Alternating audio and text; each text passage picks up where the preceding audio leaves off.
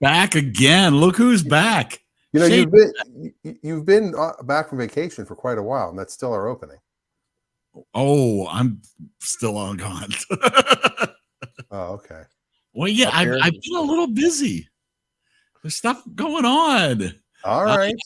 But yeah, I kind of like it still. There's just priorities because this is episode 144 of the EriDan Film Festival. We've done a gross. We've done one gross.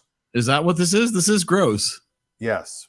3 more, and we're going to be at the magic number. Movies 182 and 183 tonight. Now, the interesting thing is, because we do double features, we've gotten way ahead as far as the number of movies and the number of episodes. But because once a month now we're taking a break from watching a movie and doing a TV show instead, maybe we'll catch up. Who knows? I don't think so, because there'll always be a double feature, so we'll always be ahead. But that's okay, because tonight wasn't supposed to be a double feature, but then we were out last week. Dan was on assignment. So were you. I know, seriously, right? And so everything fell apart. A lot of these people, most of the people that are going to be on the show tonight, that's true. Gathered in person. Exactly. Met here in Sewickley, Pennsylvania, for the live screening of Dan's sitcom. Yes. A lovely experience. And if you missed that, you're a fool. I'm kidding. It was wonderful. Really nice turnout. So nice to see people in person. It's been so long. It was also kind of funny because a lot of seeing people in person, like, oh, hey, what's going on? Yeah. It wasn't, I mean, it was a big deal, but it was also like, everybody looked like they were supposed to. I wasn't shocked by it. Well, it's the interesting thing, I'd see most of it, is that you and I talk now so much that we got here. It's like, what do you want to talk about? It's like, I don't know. It's not like, oh my gosh, I haven't seen you forever. It's like, nah, it's just you. Yeah. But it was a pleasure having you here. Glad you could come to this coast for a little bit and see us and have a thing. And it's not actually a coast there, but okay. So then, so Scott, who does not seem to be in the green room yet, suggested that maybe we finish out the original Star Wars trilogy tonight, which I think was a great idea. So tonight we're going to talk about The Empire Strikes Back and Return of the Jedi, episodes 5 and 6 of the original Star Wars trilogy. I think this might get controversial. Who knows? Who knows? It could be. I don't know. You see what holds up, what doesn't hold up. If you're a big Star Wars fan, of course, you should join us. This is the conversation tonight you've been waiting for. So EriDanLive.com, get you into the green room or throw some chats into the chat comments, and we will respond and get you a part of the shoe. It's going to be fun. Ready for fun? Yes. Let's have some fun. I'm sorry, Dave. This conversation can serve no purpose anymore. Dave is here. Hello. Howdy. You have an Ewok problem? Ever since I first saw this movie, I've had an Ewok problem. Oh man, I love me a good Ewok. Maybe with a little bit of lemon and butter, they might be tasty. But overall, I'm not a fan of Ewok. They have to be beer battered. Oh, yeah, right? deep fried Ewoks. Wow, deep fried Ewoks. Speaking of deep fried, that doesn't even. One ring to rule the moon. One ring to fight. It's Brittany. Oh, it is Brittany, who came deep all fried Ewok. You came all the way from Erie. That's insane. I did. It was such a pleasure, and you wore you weren't the furthest traveled, which is amazing. I know. People drove from Michigan. I know. I thought I was doing something crazy cool. Oh, I thought it was crazy cool. It was. Tony came from way far away with that accent. I don't know. Arkansas. Absolutely. All right. Speaking of crazy cool.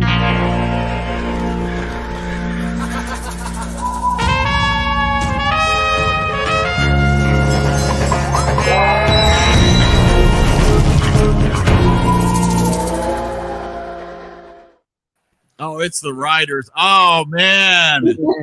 See, I appreciate the effort. That was so good. And well timed. That's a very nice lightsaber you have there, It Reagan. really is. It's like the Black Series. It's Ray's. My Oh. friend sold it to me for like $50. Needed money. That's a good friend. Yeah, it's a nice one. That's awesome. That's very cool. So glad that you were able to join us again for Dan's screening. It's so good. It's so good. And then didn't make it to Dan's screen. No, I'm kidding. But let's say hello to Brian anyway.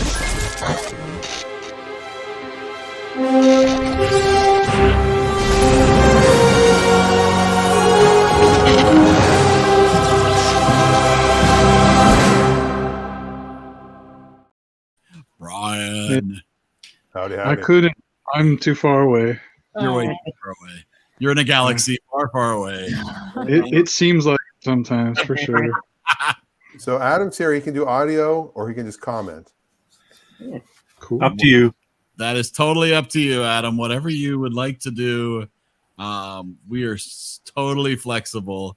Yeah, so you do you, and we'll welcome in Amanda.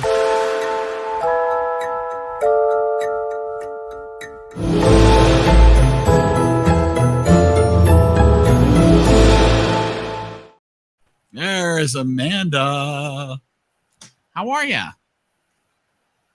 Oh, and no audio from Amanda. That's all right. Ooh. I believe this is Amanda's first time ever seeing the Star Wars movies. Not kidding. She'll work it out. While she is, Adam says he couldn't make the screening. His private jet was having his repairs done. So Oh, man. he was unable to make it. It would have been cool. You know, you've got a bad motivator. That's always the problem. Negative coupler. Motivator. Yeah, exactly. Right.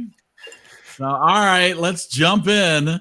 I believe we should go in order with The Empire Strikes Back, 1980. PG, you know the players, you know the people. George Lucas taking a back seat, just coming up with the story, letting some other people do the screenwriting and the directing. Little higher budget on this from Star Wars: A New Hope, $30 million, and a little less gross. We'll talk about that too with $538 million. Critics coming in with a 94, audience at a 97. Empire Strikes Back. Billy Dee Williams enters the fray and causes all sorts of Calrissian.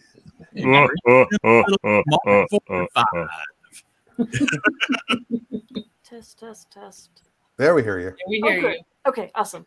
I did not do anything, so that's sure. Well, there's no question Adam's right.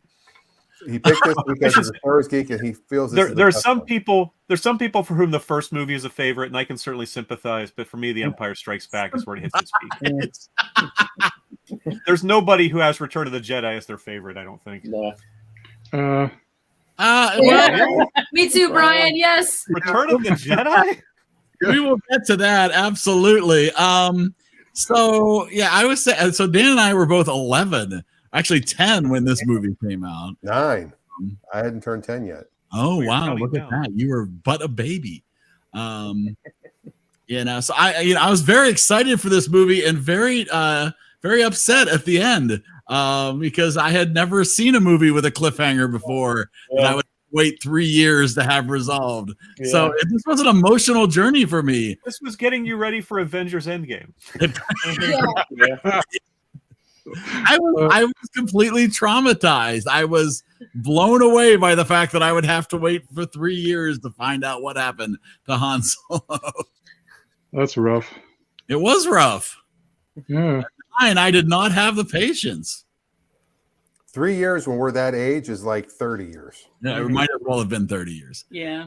I agree. Battle of Hoth it tends to be the most memorable part of this movie. It's definitely sets a good tone for this movie, and then it's a big training montage. No, I'm kidding. I will say I did actually start to doze off during the time on Dagobah. I was a little. This takes a long time with you to play out. I mean, he does talk slow, which does help to drag out any conversation. It is very true. 100 times. I had forgotten how much he was a Muppet. Well, that was how much Jim Henson was him. And Frank I'd Oz forgotten a mainly, lot of yeah. that. But yeah, Frank Oz. But it just, Yeah. it Miss was Piggy. really, really wow. That was an issue when they made the prequels. They made Yoda too lifelike, and people complained in screenings, and they had to go back and make it look a little more latexy because it just didn't look like Yoda. Right? Yeah. Which is weird, but it makes sense because the viewer wants that consistency and continuity. But yeah, it was funny. When he first started talking, I'm like, Miss Piggy, oh. It's really Grover. Oh, Grover a little too, yeah. Yeah. Statler. They're all the same, so. Well, I mean, if you remember, if I'm not mistaken, when Yoda was first out, people it was a little bit of backlash. Yeah. It wasn't quite Misa, Yusa, Nusa, but it was still, you know, it was kind of like, wow, a puppet? Yeah, he wasn't super loved or anything. Yeah. Like E.T. and stuff was later on. Yeah. But these are parts of everybody's childhood. Yeah. Oh, absolutely. And probably the first big reveal, the big shocker, right? For most people of our, you know, of that age, to get a real big twist like that in a movie that you weren't expecting. If we play the clip of Mark Hamill on the Graham Norton show, would the BBC or do they go, because that's I think they would. Yeah, I think go after it. I'm amazed how many takedown notices and blocks we've been getting. Oh wow. I love when we get one from like 3 years ago. Yeah, they Like, tend out of to the blue. Like, we're gonna block your Bill and Ted's Excellent Adventure. I'm like, okay. Big loss. So does anybody have a favorite moment from Empire Strikes Back? Obviously it's an iconic movie with lots of special dialogue and lines, and you know, it's our first half decent lightsaber battle that we actually get. Nothing against Obi-Wan and Darth Vader, but that was kind of two old men going at it. So we at least get some excitement. Not as much as I would like, but there's at least some. I don't know. Long lightsaber battles get boring. Yeah. Yeah. It depends on Not a big Duel of the Fates fan, is what you're saying there? Is not any long car chase, long lightsaber battles, long, you know, shootouts with the Indians in an old western. Always one of my favorite scenes. One of my favorite scenes is this. Is the flip that he does with the Millennium Falcon to get into this cave. Has always been one of my favorite moves of the Millennium Falcon. Yeah. Why? You know, is that move right there? Yeah. That's totally how you would go. Just kind of for flair. Well, where this movie and the next movie really excels is with the ships and the maneuvering of the ships and the feeling of technology that's both ancient and new at the same time. It's just really well done. That's where it really progresses nicely through the movie, where they introduce stuff, but it doesn't seem super forced. Right? No pun intended. About the Force. But because what I find about the prequels is that everything looks so much newer and more advanced, even though that's supposed to be 30 years prior. You know. Yeah, Adam says Yoda knew that Luke wasn't ready to face Vader and that his training wasn't complete, but he knew he couldn't stop Luke. And part of me also feels that Yoda knew Luke had to find out the truth. So it was like reverse psychology, like don't go, but go. Don't go. Wink. I feel like the You're not ready ish. It was just so that Luke would reflect on, oh yeah, Yoda tried to stop me, huh? Oops. Yeah. I told you. He just want to be able to say, "I told you so" later. I feel like the training scene reminded me a little bit also of Superman going to the Fortress of Solitude as a young teenager and coming out as Christopher Reeve.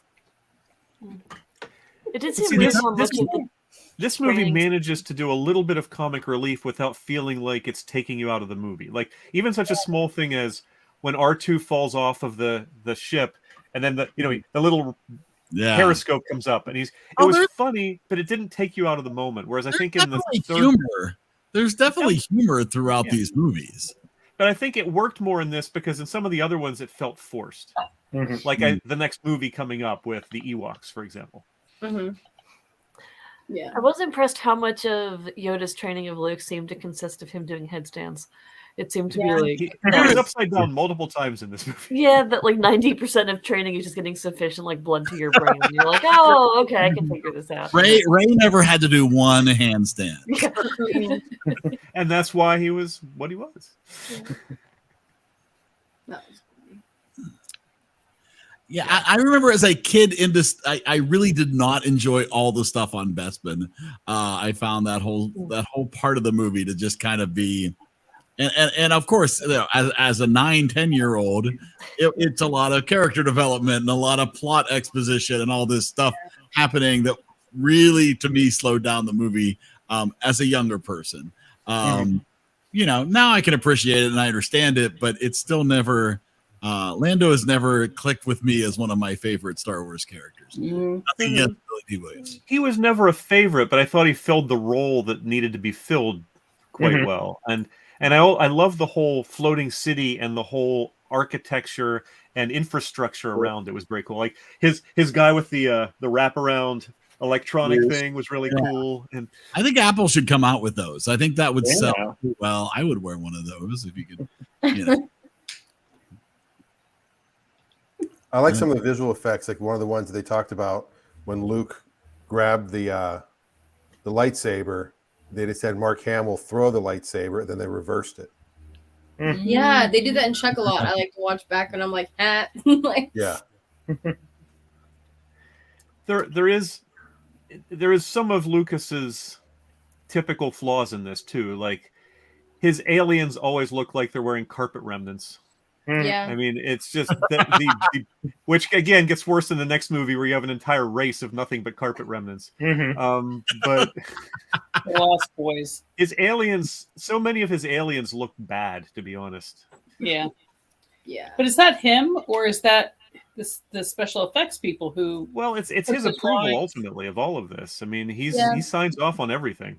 True. But, executive producer, right? At least. And I also felt he like not so much in this movie, especially again. I'm sort of combining the two movies as we talk about them. The third movie, he felt a need to sort of have his pseudo cantina scene, where it really felt like they were trying to reproduce the because that was a scene that got a lot of attention in the first movie. So they were with Jabba the Hutt and all the festivities going on around him. They were going to have the aliens playing instruments and all the stuff, just like they had in the cantina. Isn't this right? And we'll have a Death Star again. Remember that? Remember the first movie? You loved the first movie. You'll love this movie. They added so much of that in the re-release. There's more of it.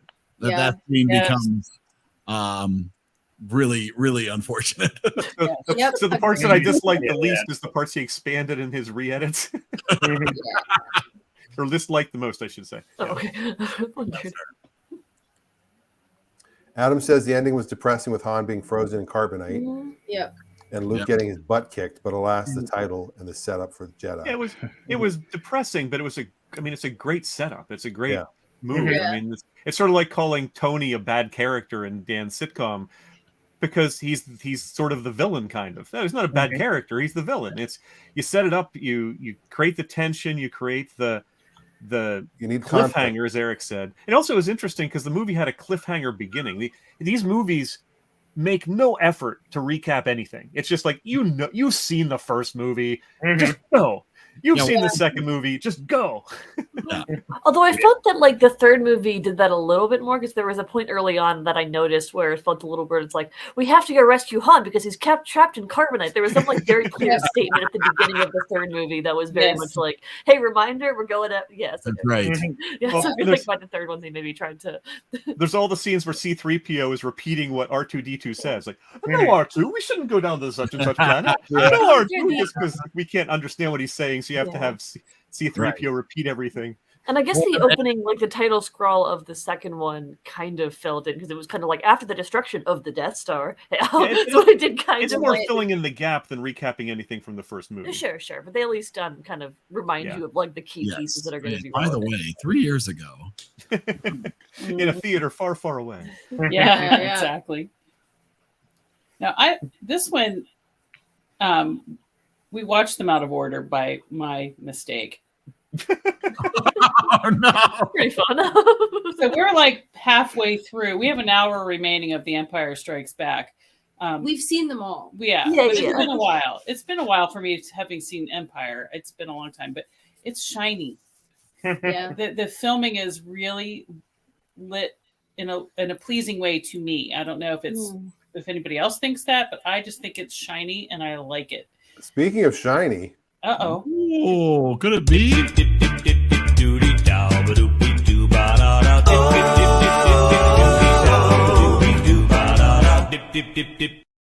All right. Now, Scott doesn't get his intro until next week, but this is Scott's 5th time with us here. Hey. And the crowd goes wild. Number 5. This is Yeah, Scarlett, much better song. Is Scarlett Johansson going to come out to put on his jacket? No. Well, no, Yeah. he would get the whole Steve Martin treatment. Oh, Steve Martin and Martin Short Wow. are coming to Pittsburgh. Their tour. Oh, really? Yeah. Oh. wow. Coming May Funky 5th or Tut. I'll 6th, go are with they? that nickname. Yeah, Crazy. yeah. That's crazy. I was literally going on a walk and I said, "Oh shit, it's 5." Wow. Oh no, it's 5:20. How do you think of being healthy at a time like this? I know it's freaking sunny in Washington. When does that ever happen? Yeah. Was here today too. It's Mhm. unbelievable. It's freezing though. Yeah. Tomorrow. Sunny but Yeah. cold. Yeah. Tomorrow's our day here. So we are in the midst of an Empire Strikes Back conversation. Ooh. Oh, so I think you've seen this movie before, Scott, I'm assuming. Yes, it was kind of USC law to see this movie. No, it's completely a different picture and set the stage for what a good sequel should be, right? Take things in a completely different direction, expand the stories of the cast, including the supporting cast, quite a bit. And honestly, I think the biggest thing it tried to do was try to reset expectations and have some sort of big, huge, dramatic thing that happens at the end of your movie. And you see a lot of 80s movies and 90s movies that are part of trilogies that kind of follow suit after that. Lord of the Rings kind of jumps the gun. They did it in the first movie, not the second movie, where Gandalf dies, but that book came out 70 years ago. So go for Spoiler it. alert. Yeah, we haven't Read done that. the book. Wait, there's a book? Yes. Next, you're going to tell us he was dead all along. I had no idea. Right? But they also moved the Boromir death to the end of the first movie, so at the beginning of the second book, to make a more dramatic kind of ending. Because otherwise, it's just Exactly. So you have the oh no, they're splitting up, and the guy's dead, as the dramatic ending. Yeah, usually the wuss out thing happens in the middle of your movie, not the. No, the poor Goonies. When you came on, I was saying that I thought that Empire Strikes Back looked shiny, and I like the lighting. And I don't know if that's right or wrong, but I like it. So, Adam. But I was wondering, It gets better. Is the lighting? What do you think of the lighting in The Empire Strikes Back? Well, I think that you got to see that Star Wars finally got a budget. It's more refined. And the thing to keep in mind, too, I'm sure someone's already brought this up, but the director was actually a documentarian. And I believe he was a teacher of George Lucas. Wow. So he probably tried to make things. A New Hope had $11 million budget, and this had 30. So Right. definitely had a little bit of money to work with. 30 is a lot of money. That's how you pay for the AT-ATs. Those AT-ATs don't come cheap. Exactly. I would make the argument that Empire Strikes Back tries a heck of a lot more to make you feel immersed in the environment. Yeah. People like to talk a lot about Star Wars, saying, oh, you actually feel like you're there. And that's like, well, yeah, you had a lot more practical effects back then. There were crossover with visual effects because the technology wasn't really there. But you actually feel the environment. You were on a planet made of ice. Yes. You were in the swamp. Well, Anyone who's been to Seattle can attest to that. Those ice caves looked a lot like foam. They really did. Chilly. Yeah, true. Well, and Yoda's hut looked like a set. Yeah. But, It did. But it still was a big I improvement. thought it was a foam planet. Okay. yeah. Adam says it's surprising that Lucas handed over the director chair. Well, from what I read, it was because he was concentrating on ILM and trying to maintain control over the property and not let interference come in from Paramount. Yeah. Yeah. And you got somebody you trusted, obviously. So. Well, he also didn't know that Star Wars was going to be how people defined him. He thought of Star Wars as his Jaws. he was going to go off and be Steven Spielberg and start making all these other movies. And that was kind of what Indiana Jones was sort of like their first outing together. It's like, yes, we're splitting away from the things that you know us for. But then I think he kind of came back because there was some sort of more hanging up.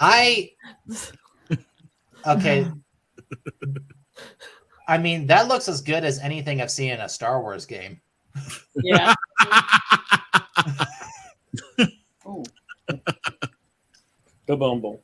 Adam says he should have let someone else direct the prequels. Oof. That's what I was going to say. Is I think Lucas is a good storyteller. I don't have any complaints about that. Spielberg is a far better director. Yeah, I would say Spielberg had different influences. I would say that while George was probably in his hype, Spielberg kind of got humbled very early on and actually had to work through the system. I mean, he didn't really go to film school. He went to CSU Long Beach and then got hired as a director. He was the youngest director at Universal, wherever he ended up. He was directing TV episodes long before he directed his first film. Yeah. Yep. Columbo. So, yeah. And he had a lot more hands-on experience. And there was just a week or two ago, there was a really good interview with Spielberg and John Williams on Colbert's show. I highly recommend watching it. That's a good one. Action of the audio guy on that. He's in one of my Facebook groups. No, that was a really, really good interview. Yep. And I would say, again, if you look at Spielberg, he just says how he continues to be inspired by all the new directors that come out. He talked a bit about Everything Everywhere All at Once in another interview, just how he loved the weirdness and he loved how they kept pushing things in a different direction. And he's glad that movie is the one that got a lot of recognition that year, even though he kind of loved his biopic. I love the fact that the editors in that movie learned how to edit on YouTube. Yeah. Wow. And they use Premiere. Yeah. No, you got to use Avid. That's what they tell you. No, you use whatever works. Speaking of whatever works, we're about the 30-minute mark. Should we score the first one, or should we score them all together? I think we can score these separately. Yes. Okay. And then the winner tonight walks away with a Star Wars Tauntaun sleeping bag.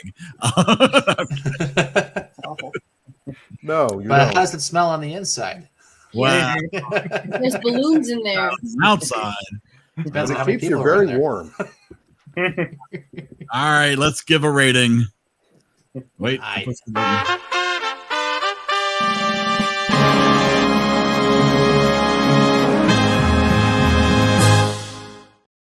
right, there we go. Now it's official. I don't think you zoomed in enough.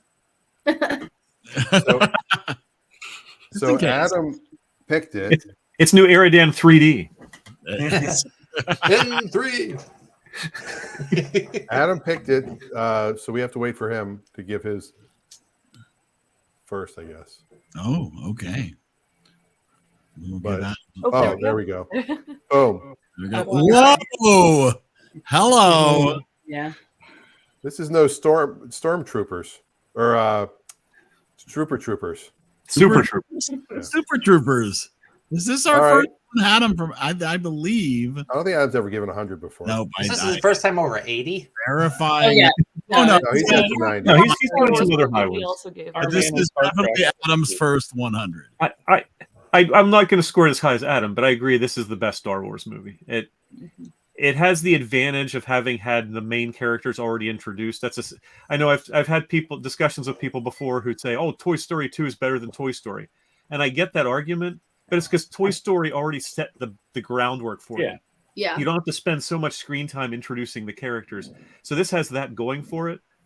But to me, it's the best balance between action, humor, character development. All of it just sort of is in the perfect mix. It does have its flaws. The aliens, some of them look pretty bad. The chase into the asteroid field, the asteroids are flying in every which direction, which makes no sense because it would not hold together as an asteroid field if that were the case. They should be stationary relative to each other, not moving at random velocities. Oh, don't be so scientific. But it just jumped out at me. I see it's like, wait, why are the asteroids flying off in these bizarre directions? But anyway, it didn't hurt it. It was just something that jumped out. But it's the pinnacle of a great franchise. Lucas stepping away as a director was the smartest thing he did. And letting someone else handle it, letting the excellence of some of the storytelling he had be in hands of someone who was better able to tell the story. So it's a 98 from me. 98. Ooh, 98. 98. All right, let's go to your sister. Oh, goodness. I thought that's funny because Cody told me to tell Eric to check his messages. So you said go to your sister, and I was like, is Cody here?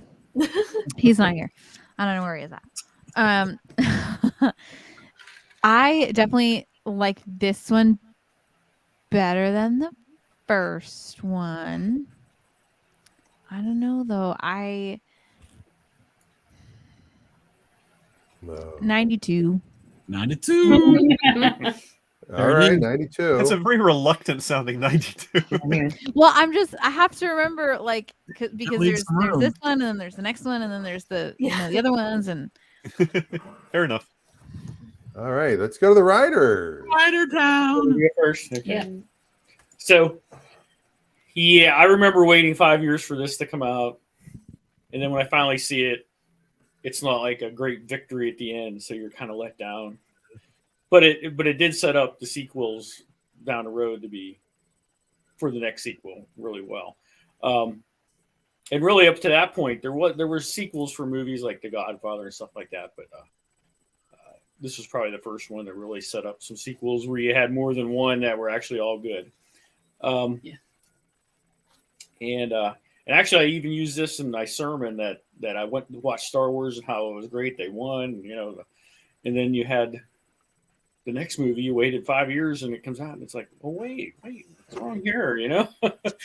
This isn't how it's supposed to go. But so it set up really well. It was a little better than the first one for your basic cinematography and everything. But the basic stuff. It's basic now. Back then it was pretty awesome. All right, I'll go 95 for this one. 95. Mm-hmm. Right. Like I said, I like the visual of this. It was just and whoever said that I think it was Scott, that you just are in the scene. You feel that you're immersed in it. I guess that's exactly how I felt. And we just started watching it when I got home from work. So, but I was like, oh, I like this. It felt good to be watching this movie. It was shiny. I know that's a weird word, but that's just how the lighting is affecting me. And I don't know. I like it so far. I mean, I've seen it before. I know how it ends, or somewhat. So it's just got good stuff in it and stuff that is iconic. So I think I'm going to give it a 97. Wow. Okay. I remember when they used to sell the Han Solo encased in carbonite action figures, which really isn't much of an action figure because it doesn't move. But Reagan has the ice trays. Yeah. Yeah. They're fun. Nice. So obviously out of the originals, we already talked about that 6 is my favorite, but I think that this one is the best one out of all the Star Wars movies. So I agree with that. But I don't know. I like that. I agree with what everybody's been saying, but I also think that it's really cool. Like, they already have the first one, the original one, where they're kind of setting up the characters. And I think what you see in a lot of movies now is like shameless plug, but Shazam is one of those movies where it's like the first one was pretty great and you talk about the characters, you learn about the characters, and then the second one is like, okay, you already know everything, let's just jump in. Like, I don't like when people do that. And it's like that's what a lot of movies are like now, because you don't see a lot of the stuff in between. Like, you're not going to, but it's the marvelization of the movies. Yeah. And so I think with this one, I really like how it feels like it's slowed down. Like it's not rushed to get whatever words out that you need to get out. It's not rushed to get whatever point across. It's like slowed down so that you can actually care about the characters. You can actually get the gist of what's going on. You can remember the stuff that's happening. And like you actually get excited about it. You have the time to get excited about it. Because whenever I watched Shazam, I sat there predicting the whole thing the other day at the movie theater. And I knew exactly what was going to happen. I was like, why'd they say that this early? Because obviously this is going to happen. Like that's how it was for me. And so this, like, you don't really feel that way. And like, no, honestly, I started with the prequels. That's the first movies that I watched of Star Wars. So I knew what was happening, but you still feel that way, regardless of if you know or not. You're like, oh, that's interesting, you know? And so I like how they slowed it down for that stuff. Like I do. I just think that out of all the Star Wars movies, this is the best one, regardless of if it's my favorite or not. So I think it's like a 96 for me. I also love just the tiny little glimpse you get of them lowering the helmet onto Darth, because you don't see it much. You just see it for just a second, which was just the tease you needed. If they had dwelled on that, it would not have been nearly as effective. Right? Yeah. Really. Oh, it's me. Okay, so no one said it. The ending where he's like, where she's like, "I love you," and then he was like, "I know." I take off for that. Okay, I take off points for that because I did not like that. I do. I love that. I hated that's that. The perfect dynamic between them. I hated it. I hated it. Ever since I was young, I hated it. Who hurt you, Brian? A little so Brian. Brian hurt you. Brian, so many real quick. It's a long list. A little trivia on that. That's harsh. Wow. Trivia. When he said that line, the line that was written was "Just remember that, Leia, because I'll be Leia." Sorry, got Leia on the brain. Because I'll be back. And then at the time of filming, Harrison Ford had not committed yet to coming back, and so they rewrote the line for him just to say, "I know." That's all. Interesting. Yeah, I right. thought he had like improv'd it, but I wasn't sure. Yeah, I thought so too, but it turns out it was not. It was just they switched it because they weren't sure if he would be back in the next film. That's crazy. Wow. Just keep Well, I just always hated it. Some of the middle of the movie drags for me too, but I still love the movie. I'm gonna give it a 95. This Brian went with us to see this one at the Phil when he was Yeah, here. yeah. Oh, wow. And like talking about like the scenes being immersive, like they was so immersive because you have the orchestra right there. Oh heck yeah. The That was music was like when they were playing it, it was great. Yeah, for sure. Yeah, Amanda. Hey, so I thought this was a fun movie. I thought, going off of the previous one, I thought, most people said because they already had the characters established, we could get some good character development and they could focus more on some of the world building and giving us some kind of cool locations to explore rather than needing to kind of set up everything really fast. However, I think I'm trying to figure out which one I liked more between this one and the previous one, and I think the previous one edges it out by just a little bit. I think part of it is that this is good, not to be super reductive, but like the plot of this one mostly just felt like running away the whole time from the Empire, which is true. The Empire was striking back, right? So like it's fair that like it's like, oh no, they're attacking us here, and then we run away, and then they're attacking us here, and then we run away, and like Luke has his own separate adventure, but like that felt like it kind of had a weird setup where it's like Obi-Wan was like waiting for Luke to almost die to send him a cool ghost message when he could have like sent him the ghost message anytime. Like it's not like, and he sent it to him at the moment that like Luke was least likely to remember the details of the message when he was almost dead. So are you sure you're talking about The Empire Strikes Back or The Last Jedi? That's amazing. Either way. Yeah. So I feel like they could have like, I don't know. I feel like the motivation for like him running away to do Jedi training could have been a little like stronger than like, okay, time for the ghost message. Let's do it. Just fine. But I felt like this was a great movie, but I felt like it was kind of doing a lot more work filling in the space between the first and the third, and on its own, it's good, but and despite the visuals being better, I think I found the first one just more engaging because it felt more having a direction rather than just being like everyone reacting to the Empire and then Luke's individual journey. So I gave the first one a 93, so I'm going to give this one a 92.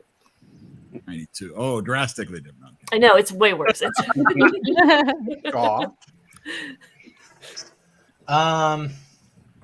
Well, I mean, what can you say? It's Empire Strikes Back, right? I mean, this is without Empire Strikes Back, you don't have Temple of Doom.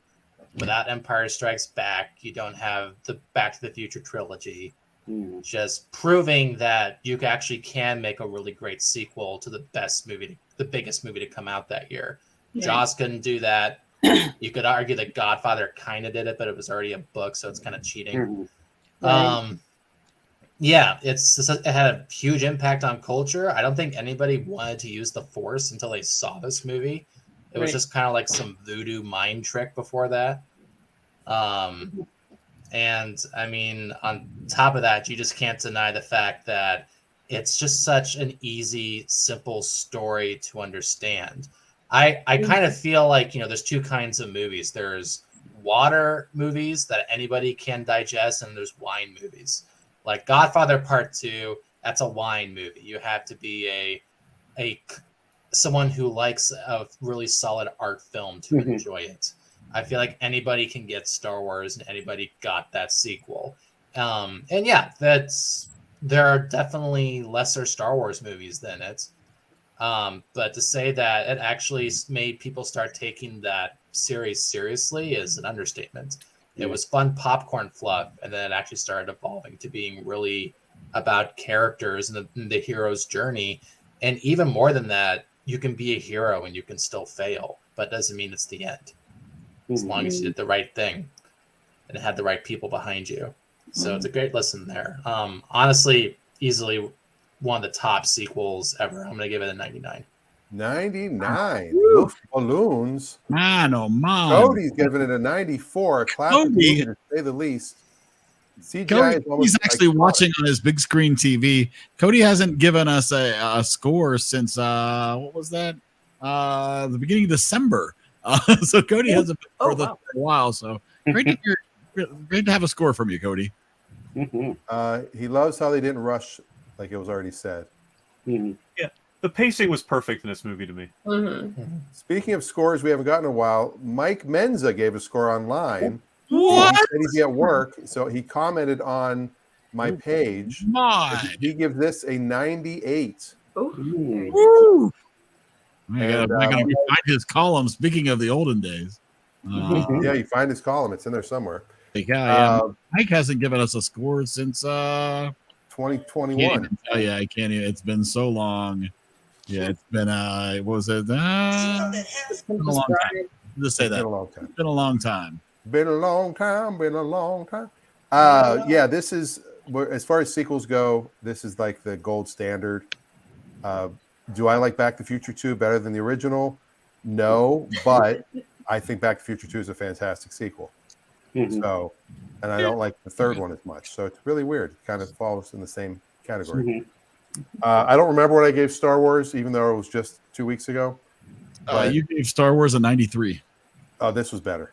So I'm going to go with a 97 for me.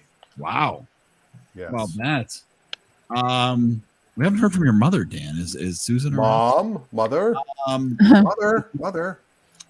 or so anyone else in the comments for that matter. And so it's down to me. No, we could have a new #1 movie. I know. But we're gonna be. Oh, there she is. There she is. There's Susan with a 96. So many good scores. Nice.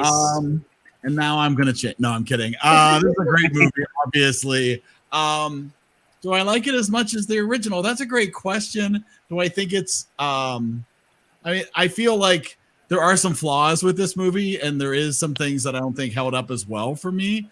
I understand that this helped establish some amazing things that maybe your heroes, can fail, and maybe, having the big cliffhanger. Obviously, there are movies with cliffhangers before, but this is the one. And obviously, Luke, I am your father. I mean, come on. How about So while I feel like its flaws are made up by just how iconic and important this movie is. So I actually gave it the exact same score as I gave Star Wars, which is a 96. Nice. Gonna call it a draw. All right. And just to correct it, it was not Luke, I am your father. It was no. Oh, and I also saw. I was thinking that. I forgot to mention the reason why George didn't direct this one is because he was experiencing burnout.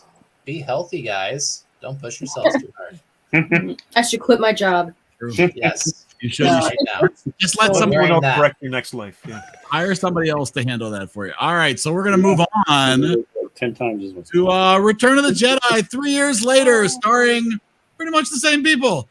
New director George Lucas stepping in and helping out with the screenplay.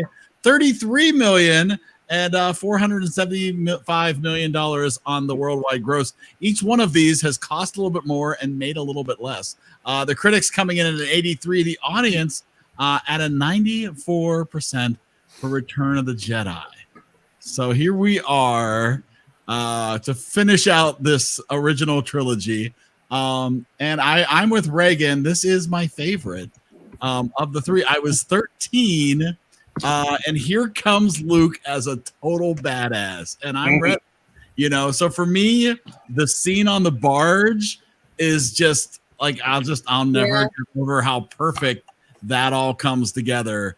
And so for me, I can forgive the Ewoks. I can forgive anything else that anybody else is going to say. I missed the Ewok song at the end. I really appreciate Nub Nub. I would like a Nub Nub song at the end. Well, we should have included the Star Wars Holiday Special as part of this. Well, of course. Let's not get crazy. No. I Scott threatened to make that his pick. Yeah, I tell you. So you've got some really good lightsaber. Like Big Bang when Mark Hamill was like, Chewie had a what? The Big Bang theory. Where Mark It does Hamill strike was me on as there. actually watching this how incompetent Chewie is at most things. Yeah. Well, who can see through all that fur? Give him a Right. break. And the fact that even when he's being held prisoner, they let him keep his bandolier at all times. Because they know he's not very competent. They know what. So, did you guys actually know It wouldn't that the be. Ewoks were initially supposed to be Wookiees? Really? Oh. Yeah. But somebody said, we need something we can merchandise. Exactly. And That's what bugs how we me got the most Ewoks. about this movie. That makes sense with their name too, because it's kind of like backwards almost. As Exactly. as So Yogurt the scene once we got said, in Revenge of the Sith was actually the scene we're supposed to get in Return of the Jedi. So thanks, George. as Yogurt said in Spaceballs, merchandising. Merchandising, yes. Adam loved all the Jabba stuff and the Vader Luke stuff, but the Endor portion Yeah, with the Ewoks. That really very pulled it meh. down. Really Yeah, I don't pulled like. it down. I didn't like. I thought when the Ewoks were introduced in the first bit with the Ewoks was fun, and then when it got to the like, oh, we're gonna like C-3POs are gone, and we're gonna eat everybody else, felt very like cliched, and like what Yeah. else will a jungle people do besides roast you over a spit and then Right. like, hail you as a god? And then Yeah. it was just, and it felt like that went on for a little longer than it needed to. Right. And then I don't Yeah. understand how like Luke went from being super cool and like badass in like the whole Jabba thing to just like waiting until like the last possible moment to be like, yeah, I guess I use my Jedi powers to save us. It's fine. Yeah, I I want could've something done like that the sooner, but cannibals in 20,000 Leagues Under the Sea, where you were terrified of these guys, or like Yeah. the cannibal penguins from Surf's Up. Like that would have been cool. Yeah. Like bloodthirsty things. And there was like, no, these cute little teddy bears are going to eat you. It was like the gremlins. And we're going to defeat this giant empire technology. Yes. And this also is the movie with the worst starship piloting in the history of movies. Yeah. Whereas With all of space, they can't avoid colliding with each other. Well, it's like the story of in Chicago, the first two cars that were in Chicago.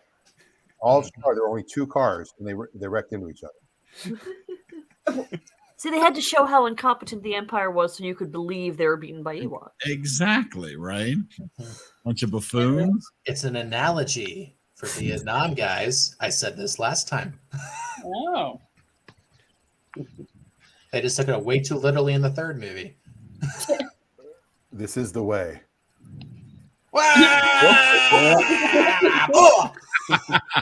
Oops. Oopsie. But he didn't really die. Don't worry. He's That's not right. really. Yeah, they're He's good. fine. He's not He shows really up later on here. He had armor on. 40 Now, years to tie that end back up. Eric, can you pull up the scene where the curtain reveals Princess Leia? I know why you're doing Well, this. the what you mean, the most famous cosplay costume of all time? The most Yeah. famous thing. You know Dan who ever dresses talks. like that for Halloween? Now, Sarah watch. and Chuck. Oh, hold on. She's busy killing Jabba the Hutt. There she is. He did not. Yeah. Well, no, you have to see when she's first Oh. revealed, and there's the curtain. I'll never be who's Jabba the Hutt. Let me see if I can find the And I Prior did scene. find the This, of course, is Richard Malzahn, who was on our show prior, who did Bill and Ted's Excellent Adventure, all the visual effects. This was his first job in the film industry, was making the little curtain move. So at some point, Luke comes in. Get out of my way. Get out of my way. Excuse me. I'd like to see. These are the worst monsters aliens ever. Pigs. I was told I looked like one of these in high school, and I hated Oh my it. gosh. wow. Like how the Go back rat's to the sniffing Muppets. his tail. Like, that Dude, that stinks. stuff's just weird. I think it's earlier than this. yeah. I don't think we see her before this, though, do we? We No, just it's saw her. when she rescues Han. Yeah, but she's not. That reveal. Yeah. It's a double reveal. The double reveal. And I never felt that Leia strangling Jabba looked at all realistic. Yeah. Yeah. Yeah, where was that part in Casablanca? How many Hutts have you strangled before? I'm just Their necks are notoriously soft and squishy. Very easy to But strangle. the skin on his neck never moves while she's pulling the chain. So I knew that was her from the beginning. She walked like Leia. Yeah, that's what she said. walks like a Leia. It could have been Luke. It's her brother. Oh, the thing. Yeah, they are True. twins. Yeah, walks are hereditary usually. Yes. Yes, yes, they are. Stop looking at me. Now, Yes. is it, You ever seen someone walk down the street? You're like, do I know your mom? I think I've seen her on the street before. ooh, Oh, Scott. Wow. well, Yeah, I have a friend who has prosopagnosia, so she can't recognize faces, but she can tell who you are almost flawlessly just by hearing you walking as you like approach her. Like, it's really impressive. I think Like, here's that the- and like what you're wearing is what she will generally use. But like, My she dad knows had a people's boss walks called really Darth well. Vader. They would just call him that. Dan, because I he would think stomp that's your in the hallway. curtain. no, that's not it. It's coming up. Yeah, I think it's the one behind them, right? Yeah. Yeah. There. There it is. It's a good route. That's the curtain. That was his first job Yeah. to open the curtain. There was no curtain there, apparently. There was something else there. Oh. Huh. It was. No Would you stop. like to have Waste what's my money. behind curtain number one or what's in the end? 8 frames of hand-drawn curtain. Wow, That was his first job in the industry. that's How- incredible. Oh, Wow. Or the surprise showcase, Carol Merrill is now showing. Carol. I don't Merrill. want to pick that door. No. crazy. Yeah. Now he gets to change the name of Crazy. Hudson Auto Center to Lenny's Super Yes, Mega now he Auto gets to Center. work for Dan. I From did- George So- Lucas to Dan Rosenberg. to me, I felt I'm just that bringing that up. the hover bike chases in this were too long. Yes. Oh, They but I were love those dragged on. bikes. Fun though. Oh, And I the want fight at one of Jabba those 2 bikes. was too long. I think I like the machines that hover. I like the land speeder in Star Wars. Yeah. I like the hover bikes in this. Like I'm thinking, like this is infrastructure. Think about it. You go to the forest, no roads needed. You're all good.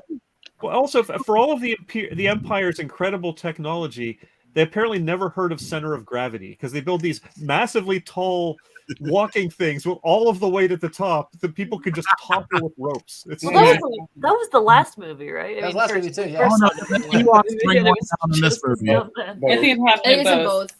Yeah. But we first got introduced to them in the previous. Yeah, it's, Yeah. it's a Which was weird. like they seemed like they were just not designed to be walking across like flat plains. Like in the previous movie, they were walking across this like completely flat ground. So why do you need these long legs that give you like presumably maneuverability for uneven terrain or something? It's like Yeah, it was probably a a government tank would have been fine. contract. That's Like you don't need anything. Congress forced it through because those were built in their district, and you know. Yep, a couple extra. Yeah. My thought was all of this technology and Han and Chewie are working like dirty mechanics on stuff, and I'm like, does that stuff even exist anymore? I mean, it's hundreds of years in the Like when the toolbox falls on Han's head. yeah, and I'm just like, this is what's amusing to me because car stuff. That's what makes it relatable. If all the technology is just giant black boxes that you can't see anything in, right, it loses its appeal. You have to have enough believability to have people something to relate with. Yeah. And I think when they first came out, yes, now that technology has advanced a little bit and people do not know how to work on cars, like I don't think my son could go out and work on a car and know what he was doing anymore. Your son is no Han Solo. Yeah, and my dad, I don't think could go out and work on today's cars like he could the old ones. So just use a sonic screwdriver; it can fix anything. Yeah, but that's a whole different universe. Oh, sorry. It also seemed like a strange choice to be after your previous Death Star was destroyed by like the tiniest little like vulnerability that you construct the whole thing while it's occupied in space like that. Yeah. It just seemed like a very bold choice. I mean, maybe that was their goal. It's like, see, we're this confident in our new blueprints that like we're going to build it in space. We're even going to set a trap for you to come and get killed by it. We're so confident by it. And they also thought setting up the Emperor to be so, he's so powerful that even Darth Vader kneels to him, and his primary weapon appears to be shooting electricity out of his fingers was kind of anticlimactic. Yeah. Well, and then I never really the visual of like how Darth Vader could just like pick him up and chuck him over the edge without the Emperor like using the like turning the Force lightning around to the guy who's holding him. Yeah, it's kind of like he was stuck. I don't know. And there's actually one thing from The Mandalorian that kind of messes that up, right? Because he's just using Force lightning, but in The Mandalorian, we see Luke Skywalker literally crush a droid. What kind of force do you think the Emperor has where he could just turn him into a pulp, like Ant-Man? Like, that would have been the R-rated Star Wars movie. Just turn you inside out. Yeah. That would have been the Fringe episode that was a Star Wars movie. Yeah. Hey, Vader, look what I can do. Ooh. Now, what I've always loved about this movie is in the third act, and yes, Ewoks, but is the fact that you have three separate battles going on and jumping back and forth between these three different scenes. And it's not even that they're connected outside of the fact that they're all fighting, the same evil forces, but it's not like, oh, this is we're next to each other, or we're on the same planet even. You've got the space battle with the ships going on, you've got what's going on down on the Forest Moon, and you've got Luke and Vader going on, and you're constantly moving back and forth between which you see so much now in action adventure movies. But here I feel like it's so expertly done that you don't even you're like, oh, that's right, I forgot. Luke was busy fighting Vader, and and I got so caught up in what was happening with Lando, or so caught up with what's happening down on the moon, that I feel this movie just flows so well through the action that if you take any one of those scenes and connected all the Moon of Endor stuff, it would feel like an insane long. Yeah. Louis likes them too. Fair enough. What? It's very true. Scott showed something, but I think the audio would probably get us bumped. Ah, dang it. Well, and don't forget the Ewok Adventure TV movie. Oh, yeah. I shared one too at the beginning. I'll have to share it again if people can't go back and see it. But it's the bad lip reading from The Empire Strikes Back. Oh, so good. So funny. If you haven't seen it, you have to watch it. Yeah. Yeah, a friend of mine that she would never watch it with her niece because her niece would fast forward to the Ewoks and keep rewinding. She's like, stop, She hated that movie because of that. The idea of the Ewoks was bad enough, but those outfits were just awful. I mean, they really just looked like someone went to Joann Fabric and got a bunch of fur, and because they were droopy. Oh, come on, they were adorable. They were so snuggly. Yeah, It was Michael's, not Joanne. This is worse for me than any of the Jabba the Hutt monsters. I feel like some of those were much worse than the Ewoks. Yeah, we're pretty bad too. I don't disagree. Where's like the long Jabba the Hutt pillow that your mom can hug as she goes to sleep? I'm sure it's out there.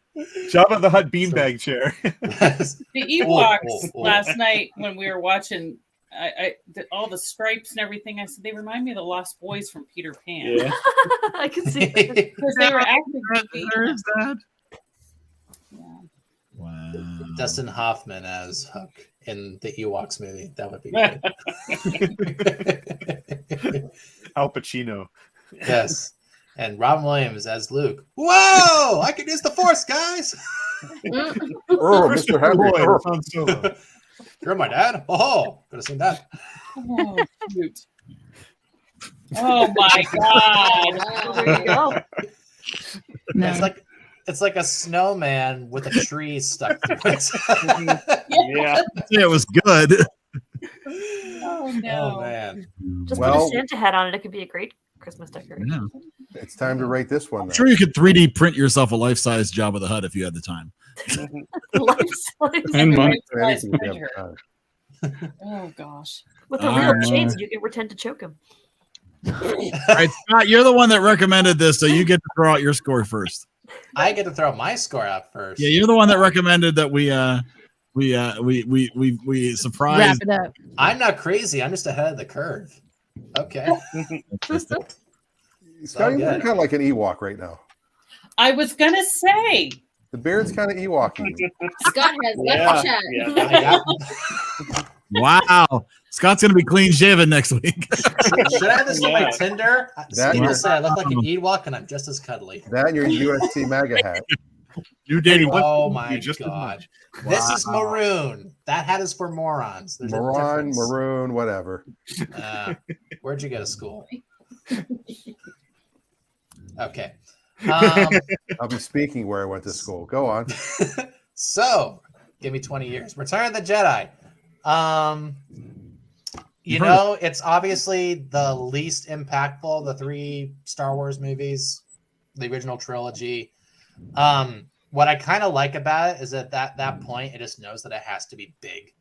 And so it throws everything at you it possibly could. You have the samurai story with Darth and Luke kind of wrapping itself up. You have a big space battle because people like that in the first movie. And then you have this really fun land battle with the Ewoks because you got to please the little kids and show them, hey, guys, buy me. I personally think the whole reveal where we see that Leia is Luke's sister is hilarious. Mm-hmm. And it's kind of funny that we have that scene in there too, because if you include the comments that we had about the editing, where you can see all these different stories flowing together seamlessly, you could say that Game of Thrones was inspired by this. It's just a really well thought out last story. It's not trying to be important. It's just trying to be big and go out on a good note. And you can see that George was just totally like, I am done with Star Wars. I want to move on to the next thing. And then 15 years later, he does Phantom Menace. So go figure. He was getting ready to do Howard the Duck. That's what that's. Oh, yeah, that's right. No. But, you know, he's one of the greatest, most famous, successful storytellers of all time. So good for him. He's great. Well put. I think that the director who did this did a lot of really funky art movies. Richard Marquardt. I think he did Eye of the Needle. I'm going to his Wikipedia again. Oh, and he did Jagged Edge. Oh, that one actually has some really good performances. Okay. This was like the thing he's most famous for. And then he died from a stroke, I think, in like 87, 88, something like that. So it's a really weird thing for him to be remembered for this movie, when I think he's actually made some really interesting genre films that show off his abilities to be a filmmaker better. But I think what you ultimately see as the weakness in this movie is that because it has so much to wrap up, it doesn't really find a way to tell a really fine-tuned last message. Basically, the story of this movie is, we're Star Wars, you all can suck it. And everyone's like, yay, we love Star Wars. So I would say probably for me on my scale, this is, I would say, an 86. That's what I'm going with. All righty, let's go to the right. Go us again. Well, we're gonna have to come back at some point. So, actually, I think I was overseas when this came out, so I didn't get to see it on the big screen. I think first time I seen it was watching it on TV on a videotape. So it kind of takes away from it when you're not on the big screen. That kind of helps. Laser disc. Yeah, it might have been on Laserdisc. I don't know. It was about that same time frame. So, yeah, I kind of so seeing it on the smaller screen was a little let down in the whole story. Yeah, I like the end. The Ewoks were kind of like, and like you said, the speeder chases, there was way too many of them. No. So I'm going to give this one a 90. Nice. I'm going to agree with a 90. Just because, I don't know, it just felt like it was coming for the final movie back in the day. You're like, that's it? Mm-hmm. So I think that's it. And it was really... right at him. Adam says 90 as well. Yeah. So I don't know. And I looked up the Ewok toys. Is it an Ewok or a Furby? I know, right? It's an E-Furby. E-Furby. It's a treble. It's Poplu, the Ewok.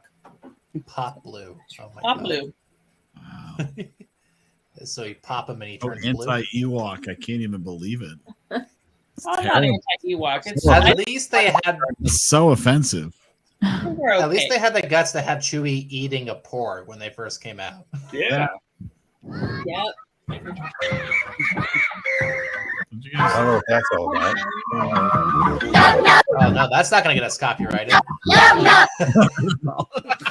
Just 2 seconds. Some Ewok karaoke. Oh my gosh.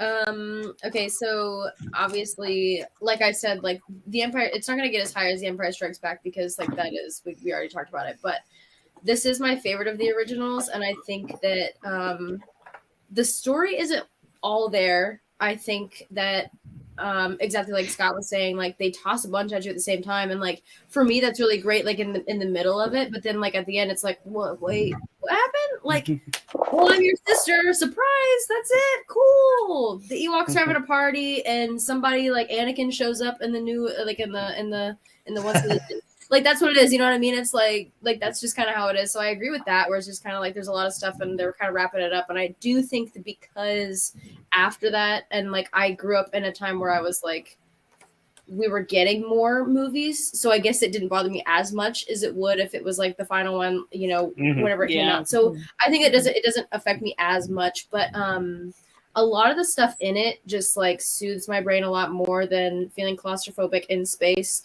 Much like how I don't really like desert movies for whatever reason. Like this is also Alien. something.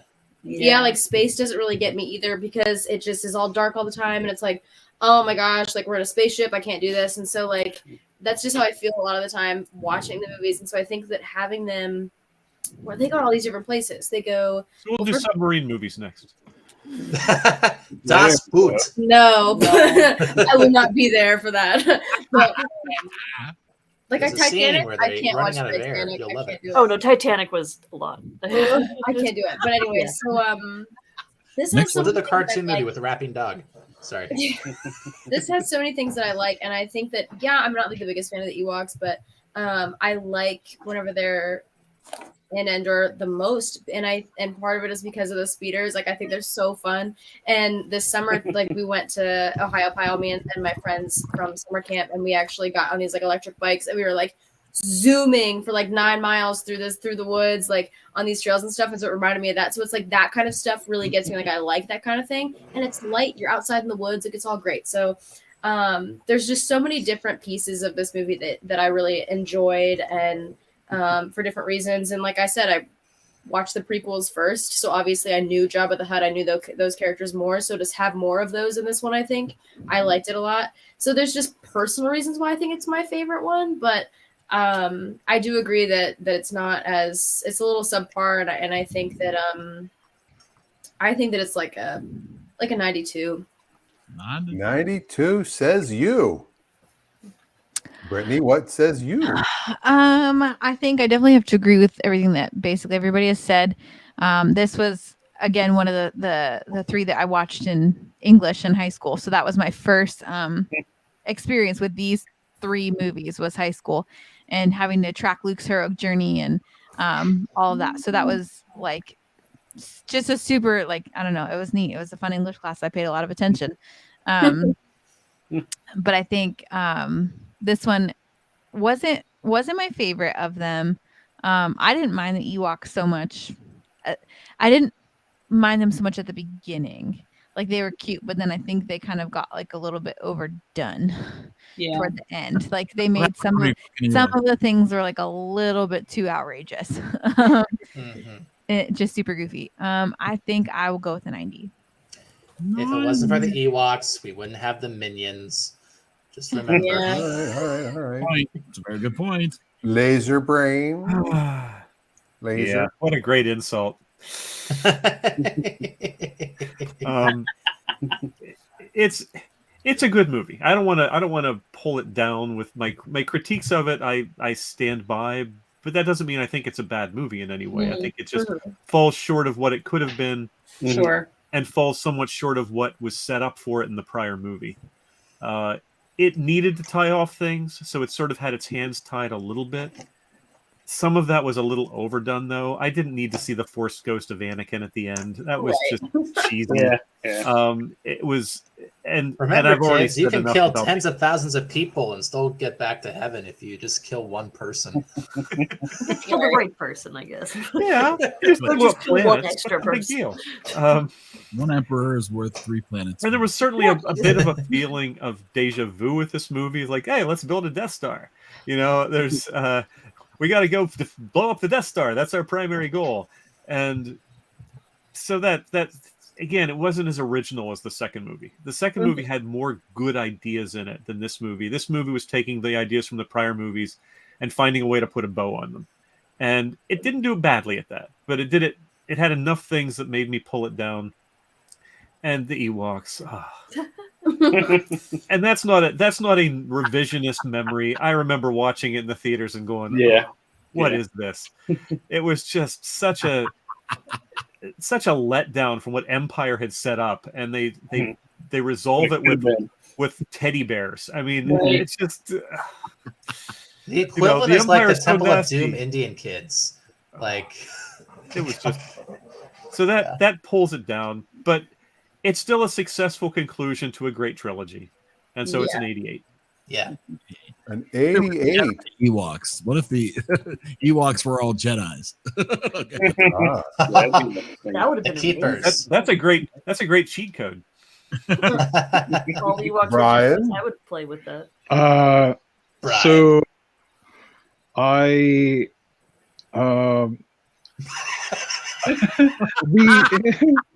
I love the Ewoks. I just all right. You know, like how Leia said, "Love you." I know. Kind of stuff. Yeah, it's hard to go against the group, but I'm gonna go against the group because I'm courage, I guess.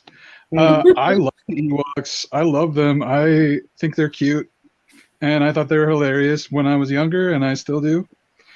So there. I also like the speeding scenes, the speeder scenes. I do. I think this movie is great, and I disagree with a lot of what was said.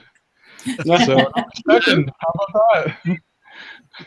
Brian's the reason why there were prequels. Wait, I didn't hear your score. 97. 97. Nice. Yep.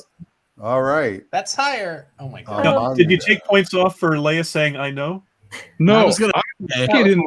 Because she's like, "Ha! I said it back." Oh, I see. So you're just redistributing the points. Yeah, see how it works? A little bit.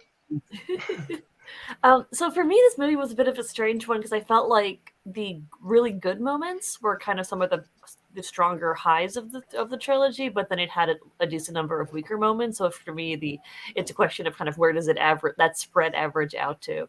I really liked the culmination of kind of Luke going from I don't know, being new to all this stuff, to just having this really cool swagger when he comes in the Jabba the Hutt scene, and then pretty much a lot of despite him forgetting to use his Jedi stuff when they're about to be eaten by the Ewoks, apart from that, he's generally a pretty cool Force dude at that point. And I'm just a fan of how he kind of shows up in this movie. The Jabba, as I mentioned, the Jabba scene was kind of like, felt like it was just a weird draggy showcase of all these weird aliens and like this weird little guy who lives on Jabba's tail they kept cutting to going like I was like, but then when like the plan started going off and they started doing all the fighting, it was really cool. And then the Ewoks, I thought I actually was into them at for a while. Then they had this weird like, we're gonna eat you scene, which felt a little strange. And then like I wish it hadn't gone on so long, but I thought actually kind of the Ewoks doing this like guerrilla warfare thing to kind of take down the Empire worked okay. Like, I mean, sure, like them shooting bow and arrow to take on stormtrooper armor is stupid, but like I can totally believe that you can drop a giant boulder on a stormtrooper and they will die, or that you can trip up their ships with like really strong rope or something because they're not like used to flying among trees. Like, so I don't know. I thought that scene worked okay, but I felt like it was weirdly long for what it was.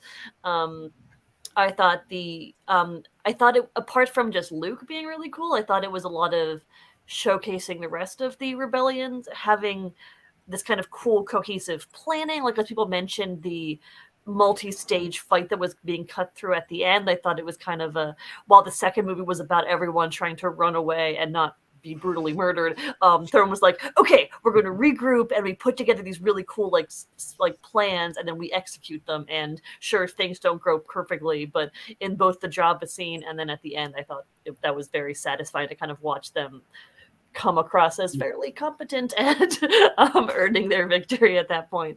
And then the Luke sister thing was a weird mix. I thought it was cool, but I also thought that the way that they presented it made it seem like, so we're going to see Leia do a little bit of Force stuff, huh? And then it's like, oh no, it's not. There's not going to be any relevance to this reveal. Right? It's just kind of therefore, don't worry, Han, you can end up with Leia. Right. Like, I felt like I would have. What's the worst that can happen? It would have been cool if she just did like a little bit like. There's like a little Force thing at the end. It's like, oh yeah, cool. She can't. We're not gonna have any of that. No, instead we get Kylo Ren. Woohoo! Or a dress she made out with Luke like 3 times. No, I'm kidding. Yeah. Yeah. So the Force. What Ewok origin? That's how it should have ended. Darn it. So I guess all that to say, I felt like it was a weird mix for me of things that I really liked that were not executed fully perfectly, and it's kind of a. But overall, I had a lot of fun with it, and I thought it really closed out the trilogy really well. So I think on average, it's going to be at a 91 for me. Good. 91. All right. Cody and your mom, Dan, are still around, but we haven't gotten scores from them yet. So, or anyone else that's in the comments. Now, Michael Menza. Oh, really? He gave this a score also. Let me find it again. He gave this an 89. 89 from Michael Menza. And we're beating a dead horse at this point. We're all said it all. Leave the horse alone. I'll leave the horse alone. It's a dead Ewok. Yeah. Yeah. As far as trilogies goes, it's a good trilogy, but it's the third one. Mm-hmm. But is there a great third movie? I don't know. Jaws 3D. Return of the King. Toy Story. Indiana Jones. Indiana Jones. All right. I do love the third Indiana Jones. Go ahead. John Wick 3. Oh. Prisoner of Azkaban got grave reviews. Yeah. Okay, enough, everyone. Rhetorical, yeah. Superman. A lot episode 3. Superman 3. Yeah, there you go. I agree with all the people that gave it. They gave it an A, but just barely. I'm giving it a 90. Whew, just holding on. And your mom did jump in with a 93. Yes. How about that? Lots of love there. I was born. It's my favorite. I love it. I was when we started this, I was excited to get to this movie. To me, this is where the excitement comes in. This is where a lot of the payoff happens. So I do like. I love this movie. So I'm with Brian. I give it a 97. And I'm not going to justify that. Just give it a 97. So there it is. Well, there you go. How about that? So, and I don't know if we'll hear from Cody or not. He might have drifted off to Never Never Land. What kind of totals are we looking at? Well, wouldn't you like to know what happened? Adam actually gave something above 90 this time. I think we're going to have a big skew. So, last week, you may remember Star Wars came in as our number 5th movie of all time. Number 5th? Number 5 movie. I think you've had a 5th. Yeah. May the 5th be with you. That's what I was going to say. Third bank. It bumped Wreck-It Ralph from the top 10. I know you were all shocked. And yet again, Isn't that Adam's movie too? Turbotastic. Yes, Brittany. Thank you. we have now had another movie get bumped from our top 10. Oh, so close. It almost took number 1. But not dethrone Forrest Gump. Empire Strike Back coming in at number 2. With Return of the Jedi coming down a little bit lower, right above Austin Powers, International Man of Mystery. But you will notice that all 4 movies that we've watched this month have ended up in the front column of our rankings. Indiana Jones and all 3 Star Wars movies. This was a month of Han Solo. Harrison Ford. Kid. Wait, it's a 91. Why is it? It's out of Oh, order. yeah, that should be out of that should be way higher. Sorry about that. That's my bad. Whoa. You're out of order. Manual There we go. Sorry about that. Hey! There we go. So it actually bumps Wreck-It Ralph, and it Yet goes again, bumps Wreck-It Ralph. Man, we're Tom There you go. Hanks, Spielberg, Lucas. That one movie Sony made that was good. Basically. So there we go. Some an upset for March. Our own little March matchness happening right here. As we bring in some new movies into the top. Everything getting bumped down a little further on the list. Yep. And One so thing I do like too is all the posters for these movies are all fabulous. Oh, the artwork for yeah. I mean, yeah. we got a set of sheets for my son many years ago. I think at Pottery Bar there were Star Wars sheets, and apparently they didn't pay the rights for the images of the actors because they do not look anything like the poster. It's the same. So weird. I'll take a picture of it and send it out. That's funny. They're on my bed right now. I mean, at this point, they were definitely using artwork that looked like the people, but in the original Star Wars poster, maybe that's maybe they it did does do the not original look poster. like it does not look like the actors you know and love. No. Let me see if I can find what I'm talking about. You did not know that. I didn't either. Yeah, let's take a quick look and see what we've got here. Bam! Yeah. Right. Yeah. Woo! Look at those fine people. Look at those abs. Woo. Those are some killer abs. Han Solo's not even on He-Man. Oh my gosh, and the Death Star's upside down. At this point, that was a re-release. No, that was the AT&T sponsorship there. That was. This is the one. Magnetic poles of the Death Star just flipped for 1 second. Is this one here is the one I was looking for, where it doesn't look anything like the actors that you know. Yeah. Although it is true that Luke spends the whole movie with his shirt open like that, right? Side of the dress. No. I like how Kylo Ren's actual lightsaber looks more like that. Yeah. I think Kylo Ren is going to lose a finger. Yes. I don't think that's a good design at all. He's a force wielder. He just has multiple handles. Yeah, I don't think that's a good idea. No. All right. So, what a month. So next week, no movie at all. What? we're going to talk about Fringe next week. It's Fringe week. So if you've not been watching the TV show Fringe, you better hurry up and get on that.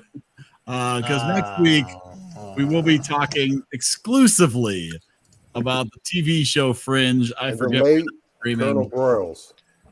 It's playing on CNN. Did you see this? Did I see that it's playing on CNN? Is that right? It's on CNN. Amazon. It was for a while. I don't know why they were doing a marathon on headline news, but they were. That's really strange. Well, HBO Max has them uncut. I mean, no commercials, and Freevee has them with commercials. How many episodes? 127. There's 20 in the first season. Christ. Now, I will say, and I don't want to get into the conversation about this specifically. I've gotten through episode 6. And I haven't made it that far. I'm struggling. And so I'm just thinking about jumping to maybe. All right, you know what? I have to make an executive decision that I'll bring up for a vote. If people are hating it this much, it's not going to be worth a whole hour next week. No, I think it's okay. We can talk about it. Should we maybe add a movie? Because they're kind of gross. That's all. They're gross? Yeah, like the first one, he had like all this. There are a lot of episodes. No, I have a lot to talk about. But podcast. Do we have enough time to throw a movie in as well? We could do the Ewok Adventure. It's short. No, I think we stick with it. I think we stick with it. All right, we'll stick with it. We'll stick with it. We'll continue. You know, at the end of the day, you know, Adam did put up a list of 44 episodes he recommends. I'm sorry. This is called the EriDan Film Festival. Oh, we started doing this last month. We do a TV a week each month. First, it was just a TV show a month at the very end of the month after a movie talk. But then people wanted to talk more about the TV shows that we were talking about. So now it's the final episode of the month is all about a TV series. Yeah, and it gives people a chance to actually watch the episodes. We had a few TV series that didn't get a lot of people actually watching the More episodes. discussion. But the good news is we will pick our double feature for April right now.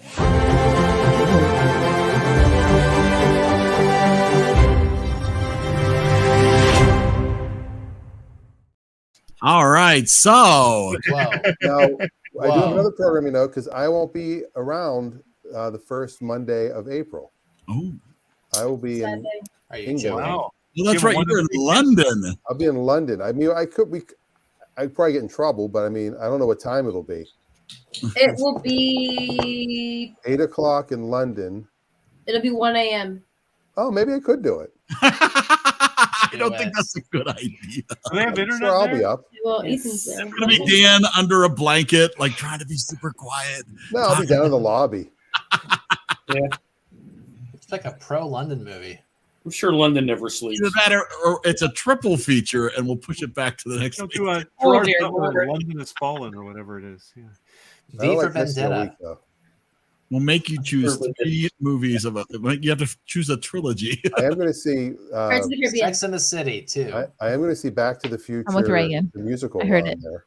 Oh, yeah? Really? That'll be fun. Yeah, that's right. I heard it was opening over there. That's cool. It's coming to Broadway this fall. Oh, wow. I hope it's good. The Libyans are coming. The Libyans are coming. Libyan. Who is it? Who is it? I'm sure they have 1.21 gigawatt. What's gigawatt. up, butthead? Wow. Well, Dan, it's up to you. What's your call here, London boy? I say I will attempt to log in. Okay. Wow. What a commitment. 1 a.m. I can do 1 a.m. It's time to test British. And even with the time difference, it might be like 12. You never know. We could pull it back a little earlier, but people still on the West Coast might not like it. We could pull it back a little earlier. Monday. Leave it as is. All right. Yeah. All right. I believe I've got everybody here who hasn't gotten a chance to choose a double feature since who knows when. So obviously go over the ground rules, something that is hopefully available, at least one of the movies available on a streaming service that doesn't have to be paid for individually. And you have to be here in 2 weeks. to talk about your choices. Oh, great. Well, if I get picked, then I have to be here. Oh God. We'll see how your wife feels about that. Let's give it a spin. Let's see what happens. All right, choosing our double feature for April is going to be. Of course. Are you kidding me? And Dan, you're not allowed to give this away. You have to. Dan is giving away my last one away. double features. So we'll give Dan a second to consider what movies he might want to do. What we're gonna watch while he's not there, probably. The rest of us can talk about what else we've been watching.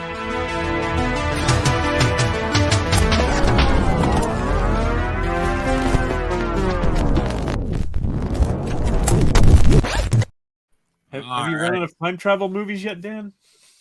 That's what I'm thinking. I'm trying to think of a good time travel. Somewhere in time too. You should pick London-based movies. Yeah. Movies that happen in London. Oh. Well, we've been watching. Like, you could do the first two movies of the Time Machine takes. You could do Gaslight. Yeah, Time Machine's in one. Original Time Machine. Mm-hmm. That's true. That's true. So has anybody else been watching anything else besides Star Wars movies? We've been watching. Jane the Virgin. Oh, what do you think of Jane the Virgin? I keep seeing commercials. Kind of keeps you dragging it along in there, you know. Yeah. I started watching when it first aired, but I didn't last long. You know, Yeah. binging is hard because it's slow like a soap opera. Yeah. But it's hilarious and really stupid. Yeah. And hilarious and really clever at the hilarious, same but time. So it's got Yeah, some it's good cute. it's got some things going for it, and Well, American Ferraro is really good. she's Yeah. adorable. Oh my He's the god. best part of the show, easily. She really is good. I watched the Mummy, the Tomb of the Dragon, whatever. Oh, the third The movie. third one or the I don't know which one it was. With the I don't even Yetis. know. I haven't Yeti seen it before. signing touchdown. Yeah. And then he made me watch a scary one, but I don't remember what it was. There's like two scary ones that I've had to watch. Oh, Night House. That was bizarre. What was the other one? And Darkness Falls. Thank you. Oh, I remember that one.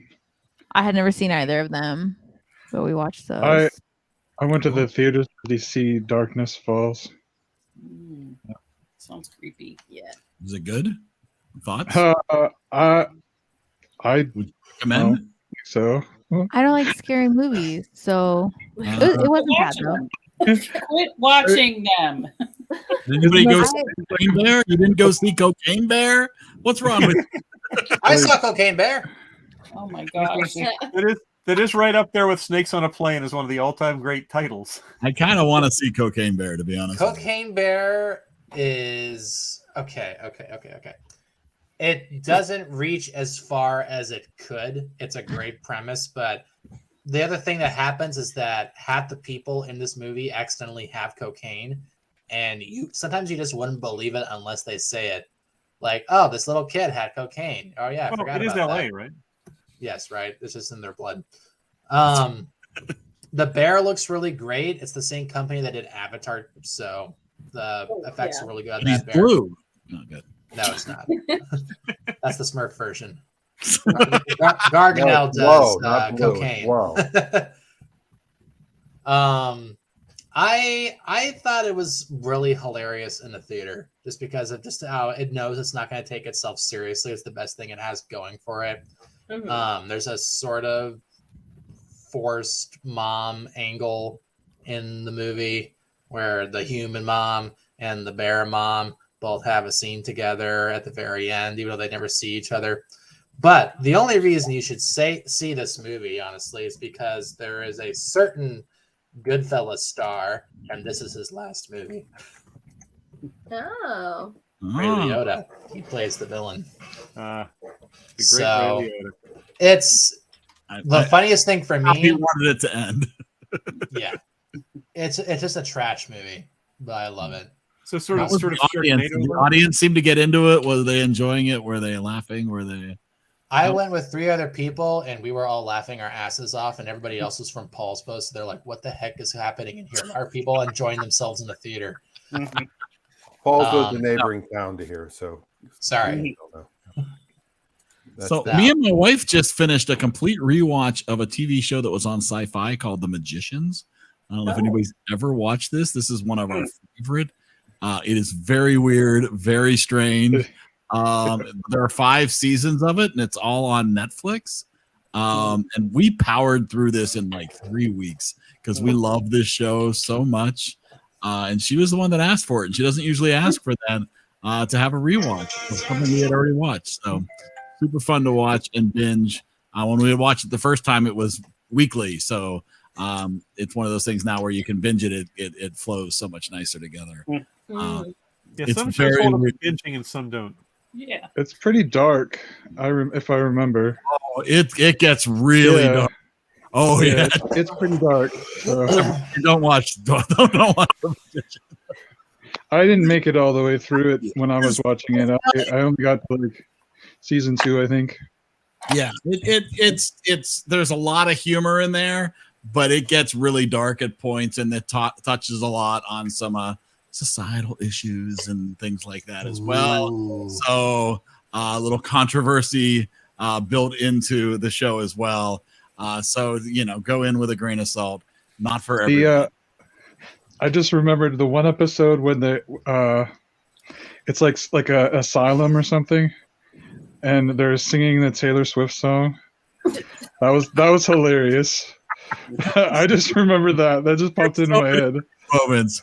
Basically, it's there's a book series that intended for kids, and it turns out that world is real and magic is real, and so then there's a school for magicians that people can go and learn how to do magic. It's pretty awesome. It's like a super dark spoof of Narnia, a little bit. Yeah, it's a little Narnia, a little Harry Potter, a lot of less Christianity. Yeah. A little less C.S. Lewis. Just from 2015, depending if you're into those. Just so everybody knows, I'm having trouble finding anything that's like streaming. Oh, everything is like $2.99, $3.99. So I'll be back. I'm finding. Dan, if you want a really easy London movie guide, just look up Alfred Hitchcock. Some great Hitchcocks. Yeah, I watched watched a pilot episode of this new show, maybe called "It's a Lot." Yeah, was it good? I did watch that. It was really not good. available. How was it? What did you think? How was the audience? I don't know. I sat next to this one kid who kept throwing popcorn at me. Yeah. Was that my kid? There's actually a really cool celebrity cameo in that. The director plays the guy who buys a truck. It's pretty cool. I knew it. We saw I was like, oh my God, that's Scott. I missed it. Hello. The car is filled with jazz. I put that down as my least favorite character. I'm sorry, Scott. Well, better me than manager lady / Terry / the woman who runs the store / the angry car lady / whatever the name Stan and I found. / miscast character. I was amazed how many people. There was a few people that when they filled out the survey, they're like the dude with glasses. Oh, really? Like they didn't know my name. Like my name is said more than any other name probably, and I was there. Wow, that's awesome. But I got to vote as the dude with glasses. Wow. You can do, if you want to do Hitchcock, you could do Strangers on a Train and compare it with Throw Mama from the Train. I'm an April Fool. Nice. I love that. The Time Machine is not streaming anywhere. What about Everything Everywhere All at Once? That'd be interesting. I think it's on HBO Max. You know what? That might be a good call. This does not count as my pick. I just made a suggestion. Yeah, what would you suggestions? Oh no, it wouldn't be your pick. These are still my picks. Yeah. Okay. The problem is the more I think about it, I just don't know that I can be on at 1 a.m. Right? Yeah, that's fair. That's just a discussion for 2 movies. It's going to go on for a while. That's true. Yeah. For a double feature. So I might say either we pause that week or I give we do a respin. I think respin. Scott, me and you were like, respin. Well, you can do padding. Let's.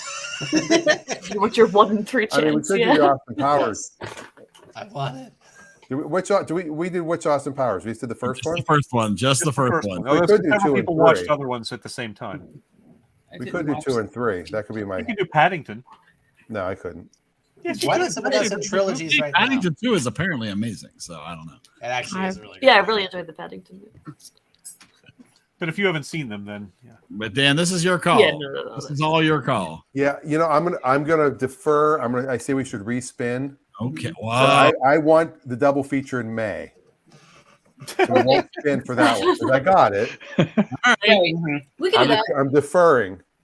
All right. Does everybody on the wheel agree with that? Oh my God. Okay. Yes. All right, Do so, it. so Reagan and Scott are giving up their opportunity to be chosen in May.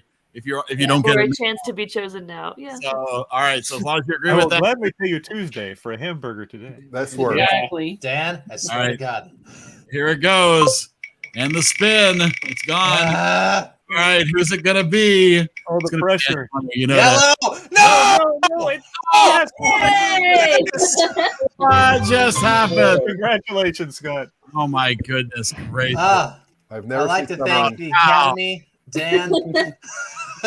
And the wheel. Yeah. My mom just texted, "Take me off the wheel. I've done it before." Yes, you have, but it's been over a year. We've already gone through the entire wheel.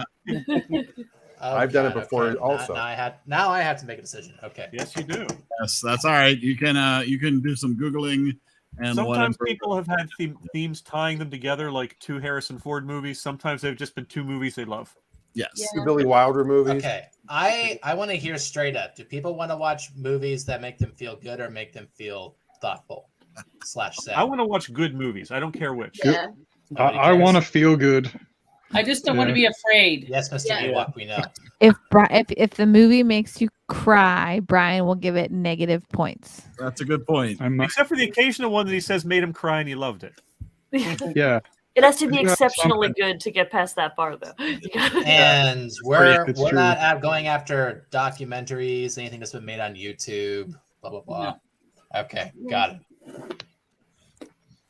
Can we talk about a movie yet? Wait a second. Ideally, yes, theatrical release movies are ideal. That's Or, what- Understood. or Netflix. Oh, no, we've done TV movies. We have. Wait a second. For future reference, can we pick a movie that's in the theater? Like, is that okay with everybody? That requires people to go to theaters to see it? Yeah, Or so spend like, 5 times the money. movies. Yes. It's still in search I for think the- I think we should do that. So That's like, definitely a more expensive one than we've. that's what generally I was been wondering. Like, is through. that Do you have- doable for Is there a everybody? list of movies I can see that you've already done too? Send them a Oh, link yeah, to there's the a spreadsheet. spreadsheet with all of them. There's 188. Or send them, or bring up the image or whatever you want to do. Yeah. Let me hold on. I'm gonna Bring up the main page at least. The first I'm page. gonna send him a link. It's just everybody calm down. Oh, Eric knows what he's doing. Eric, do it. You Come all on, Eric. calm down. Jeez. One. My goodness. City Slickers and City Slickers 2. I'm be down for that. Oh, City Slickers 2 is an awful movie. Dan, Go Dan, from the ranch or I'm not something. picking Star Wars Holiday Special because I love you. No, you're not. And it's not a movie. That's not a movie. Yeah, It is. It had a VHS release. say, A VHS release is non-official the VHS definition of a release. Fringe has I think Fringe has a Yeah. Yeah, Fringe you could turn into a movie if you wanted to. That is true. Oh, the my Twilight or goodness. the X-Files did a movie. That's right. They did a couple of movies. Is there anybody here who doesn't like scary movies? I don't like scary movies.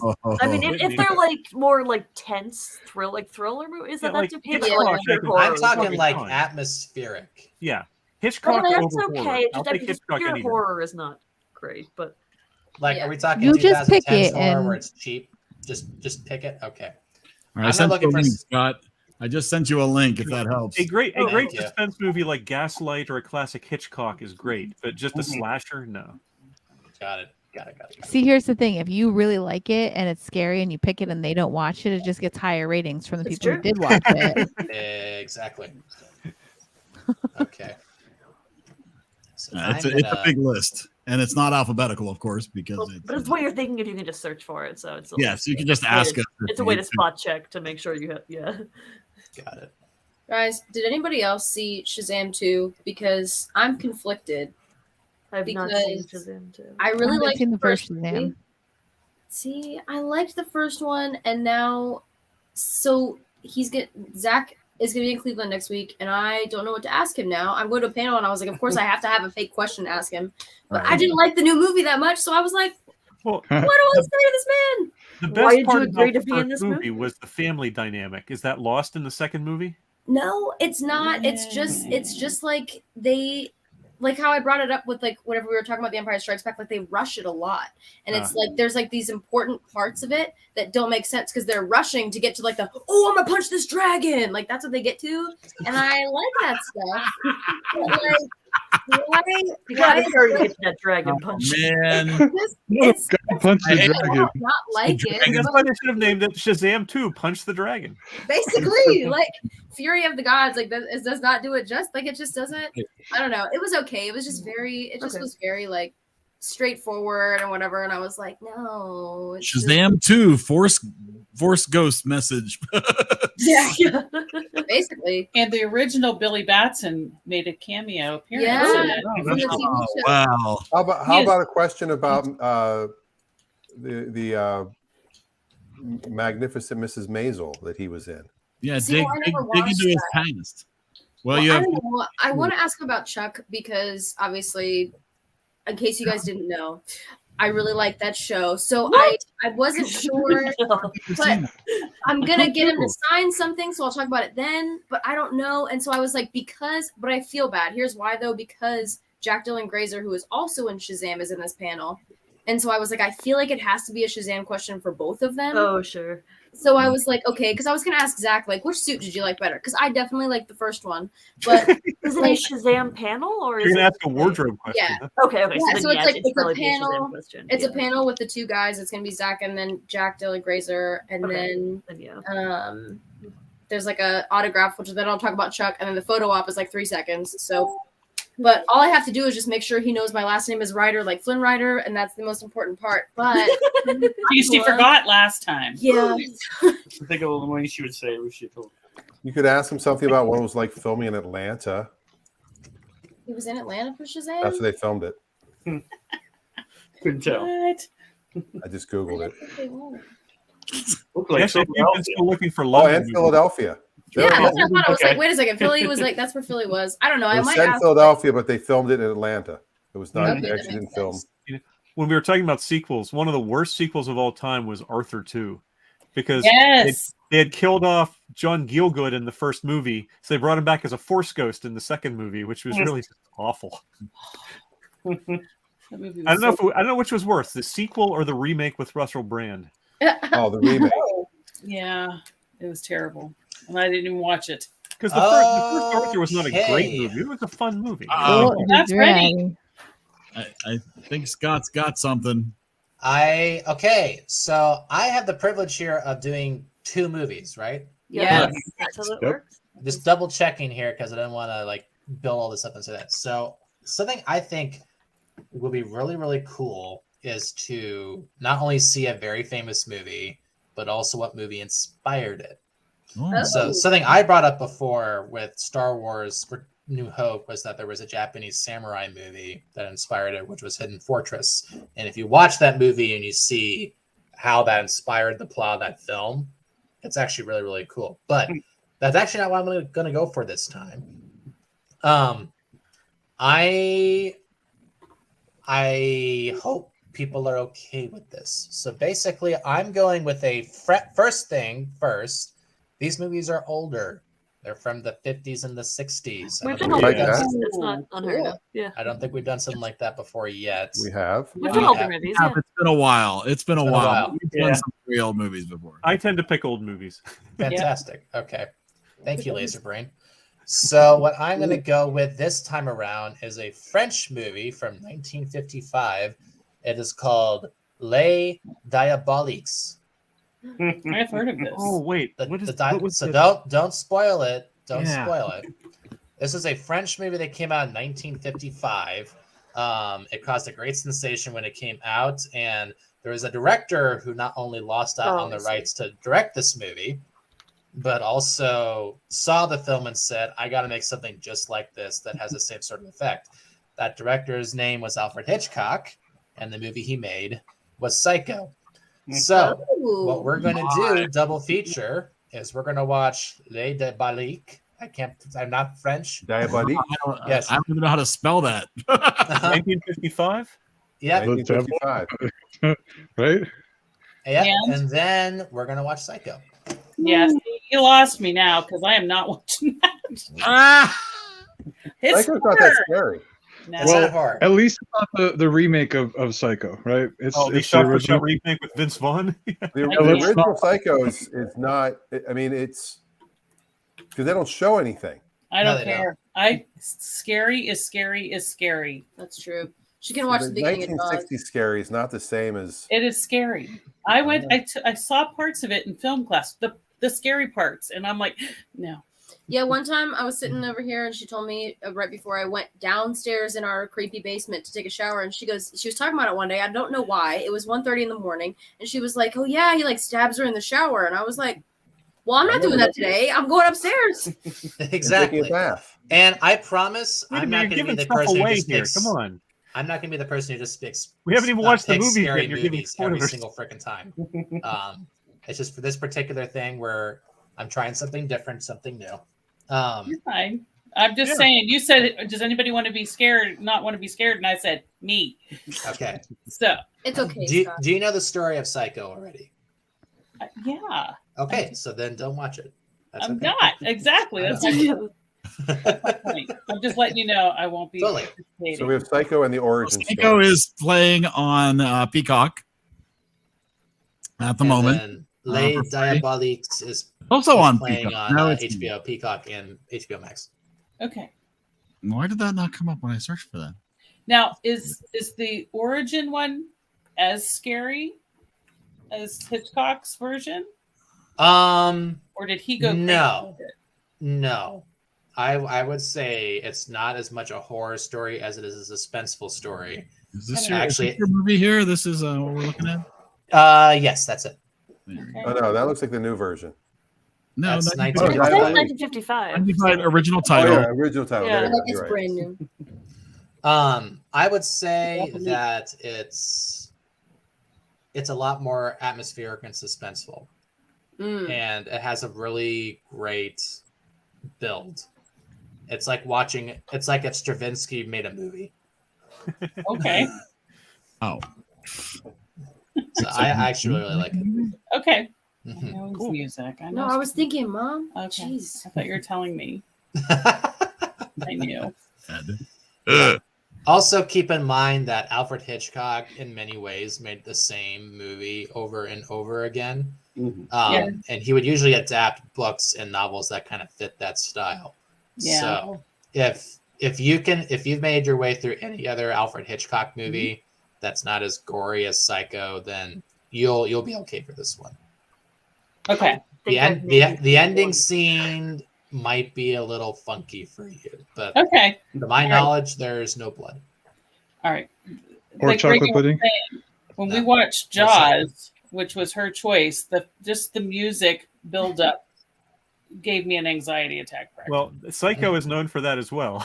Yeah, and I don't want that. Yeah. So, but I'll attempt the first one. Yeah, where's that musical? It's Psycho. He's crazy. It's Psycho. Jeez. I'm Sweeney taking a Todd? shower now. Shower time. I'm taking a shower. I'm falling down the stairs. Now If I I'm up remember the correctly, they stairs. used chocolate syrup for the drain, but because it was Yes, black they and white. did. Oh, that's cool. Yep. Yeah. Yeah, because it's black and white. Black and I white. remember learning that in film class. Yeah, There's a lot of things you can get away with in black and white. Yeah. it's true. Yeah, like Adam's Family, their house is pink. I love that. That's pretty fun. I think Because that it's they made from used the human Hershey's syrup because of the viscosity of the liquid. Oh, yeah. It was Well, perfect. it's fake blood is hard to make look good. It really That's is. in black and white. Yeah. Well, even you see that, and I was thinking about that the other day because, like, if you watch through all of Dexter, like, it changes so much. Like, if it's like he does like blood splatter analysis, so if it's like on a crime scene, or if he's like trying to remake it to see what could have happened, like it's so different. It's like this bright red, like Yeah. Well, thing, but then on other people it's like brownish and stuff, Yeah, and it's just kind of it's so cool to see how they do that. TV blood is usually way too red because blood doesn't stay red very long outside of the body. It starts to turn brown pretty quickly.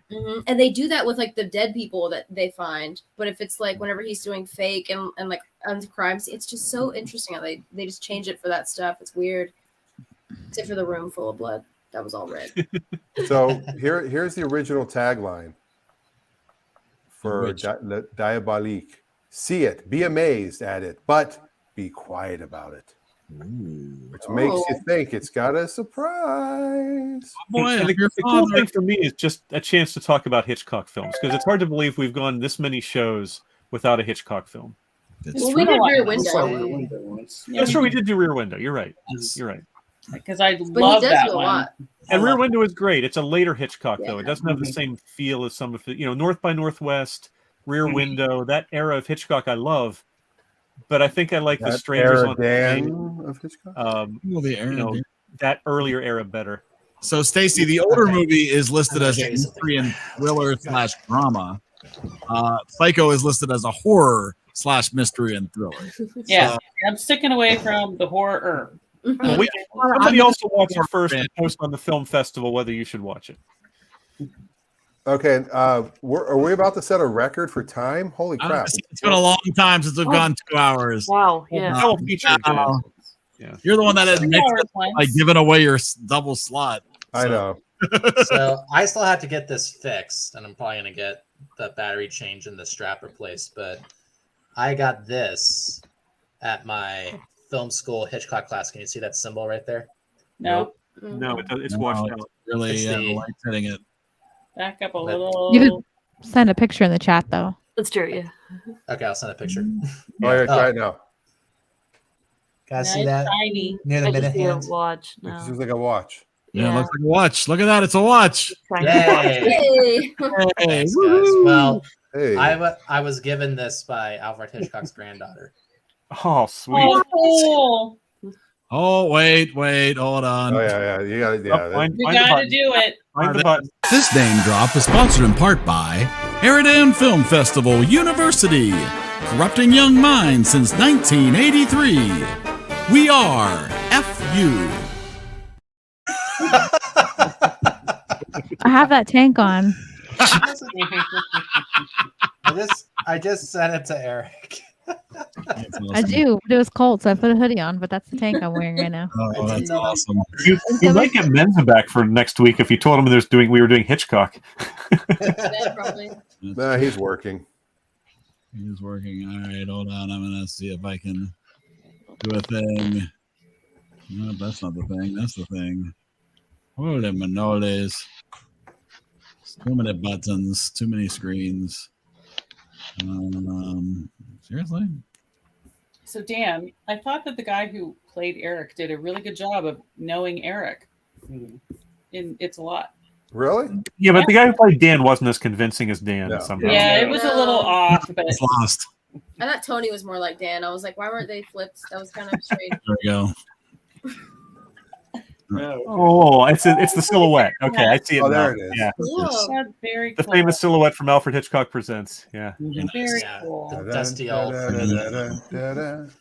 Monday I'll get that fixed and I will never take it off. It'll be like Ross in the Mickey Mouse watch. All right. So next week, Fringe. So no Psychos, just Fringe. Yet.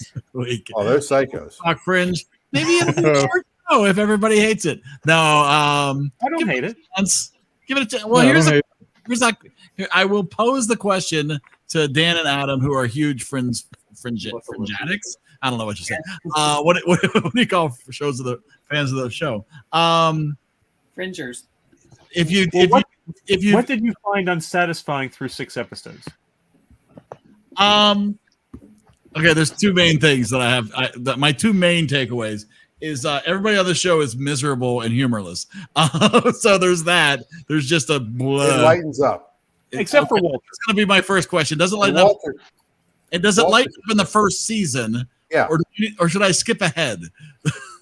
The first would be a good season episode to watch next. Because it's The problem is because it's such a serialized show, it really is hard There are a few skip ahead will standalones. be happening that I'm confused by. Like there's a time travel one with Peter Weller.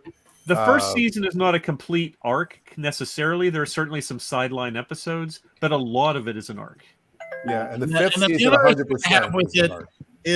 is I feel like, you know, every episode they make this amazing discovery and everything works right the first time, and then they just move on. It's like, wait a second, you just discovered something amazing. Wouldn't that become its own thing now? Maybe its own study. Maybe it would influence other projects that you're working on. No, by the way, we just figured out whatever, but who cares? Let's move on to the next week, Eric.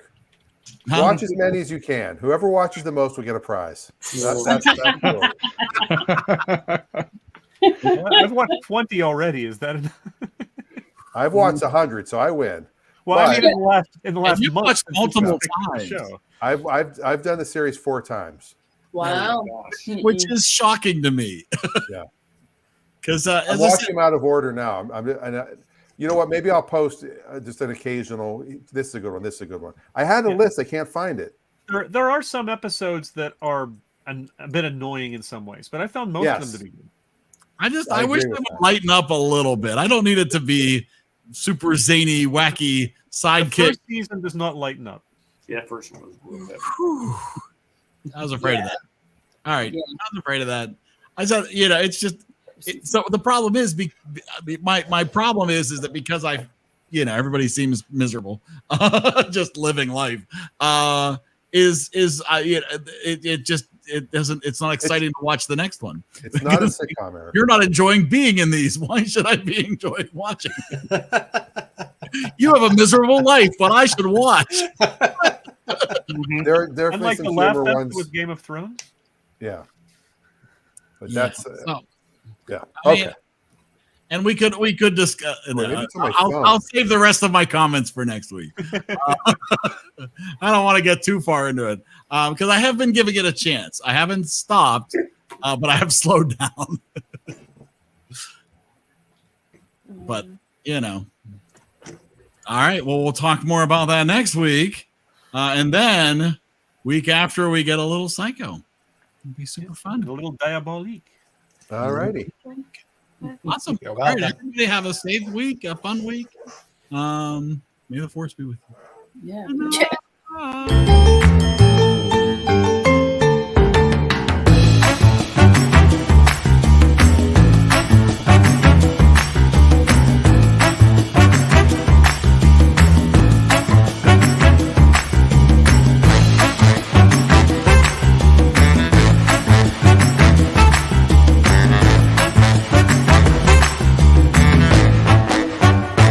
In case I don't see ya, good afternoon, good evening, and good night.